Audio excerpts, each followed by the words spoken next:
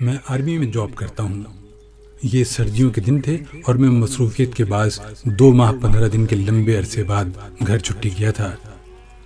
Unit میں کچھ problems کی وجہ سے اس دفعہ ویکنڈ نہ مل سکا۔ گھر پہنچا تو عید کا سماں تھا۔ ماں باپ بہن بھائی سب بہت خوش تھے۔ میں نے اس مہینے کی تنخواہ والدہ کے ہاتھ پر رکھ دی۔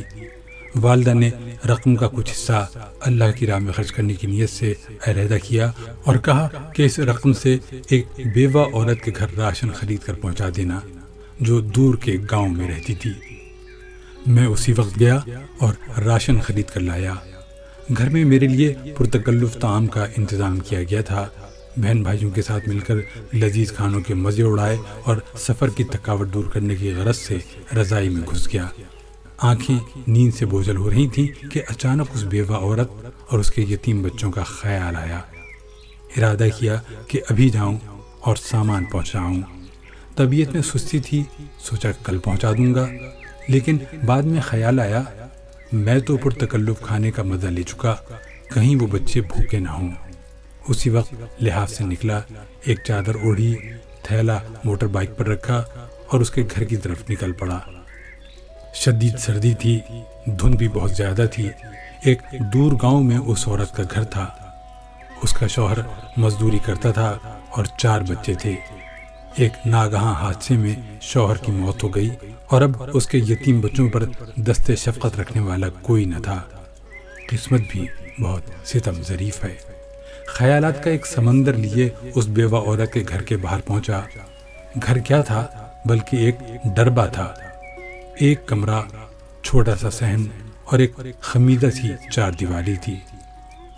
دروازہ کھٹکھٹایا تو ایک 5 سالہ بچی باہر آئی جس کے چہرے پر پریشانی، خوف اور بھوک نمایاں تھی۔ میں اس کے چہرے کو تکے جا رہا تھا اور دل ہی دل میں دعا کر رہا تھا کہ اے اللہ کسی بچے پر ایسا وقت نہ لانا۔ اس بچی نے ایک پرانا سا جوڑا پہنا ہوا تھا اور شدید سردی میں ایک پھٹی پرانی جرسی پہنی ہوئی تھی۔ پاؤں برہنہ تھے، وہ بھی سردی میں کہ پیروں کو جما کر رکھ دے۔ میں نے کچھ کہے سنے بغیر راشن والا تھیلا زمین پر رکھا۔ تھیلے کو دیکھتے ہی وہ بولی، کیا اس میں کھانے کا سامان ہے؟ یہ سننا تھا کہ میں حیران ہو گیا۔ ایک بار پھر اس نے یہی سوال دہرایا۔ میں نے مثبت انداز میں سر ہلایا۔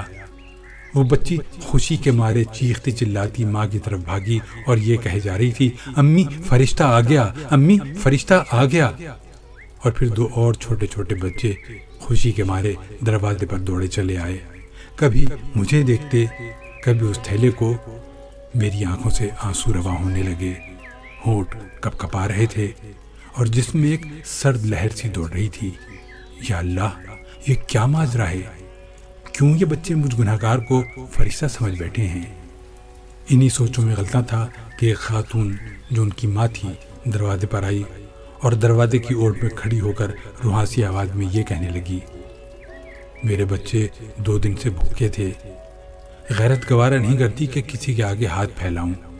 میرے مرحوم شوہر بھی محنت مزدوری کرتے تھے مگر کبھی کسی کے آگے ہاتھ نہ پھیلایا تھا۔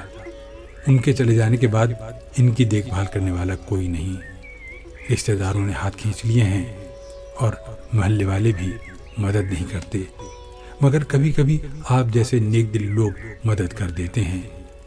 میں 2 دن سے بچوں کو یہ کہہ کر بہلا رہی تھی کہ ایک فرشتہ آئے گا اور ہمارے لیے کھانا لے آئے گا، اسی لیے یہ آپ کو فرشتہ سمجھ بیٹھے ہیں۔ اس عورت نے اللہ کے حضور شکرانے کے چند کلمات ادا کیے، مجھے ڈھیر ساری دعائیں دیں اور شکریہ ادا کیا۔ میں وہاں سے واپس ہو لیا۔ آنسو رکنے کا نام نہیں لے رہے تھے۔ زندگی میں کبھی خود کو اتنا پرسکون محسوس نہیں کیا جتنا آج کر رہا تھا، اور اندازہ لگایا کہ ایک بے بس انسان کی مدد کرنے سے جو روحانی سکون ملتا ہے وہ کسی اور کام میں نہیں۔ ہمارے ارد گرد بہت سے غربا ہوتے ہیں جو مستحق ہونے کے باوجود کسی کے آگے ہاتھ نہیں پھیلاتے، مگر مدد کرنے والے ہاتھوں کے منتظر ضرور رہتے ہیں۔ 2 وقت کی روٹی ہی ان کا کل جہاں ہوا کرتی ہے۔ ایسے لوگوں کی مدد کرنا چاہیے، چاہے وہ ایک وقت کھانا ہی کیوں نہ ہو۔ گھر آیا تو ماں نے پوچھا، بیٹا اتنی رات کہاں چلے گئے تھے بنا بتائے؟ میں بے ساختہ بولا، فرشتہ بننے گیا تھا۔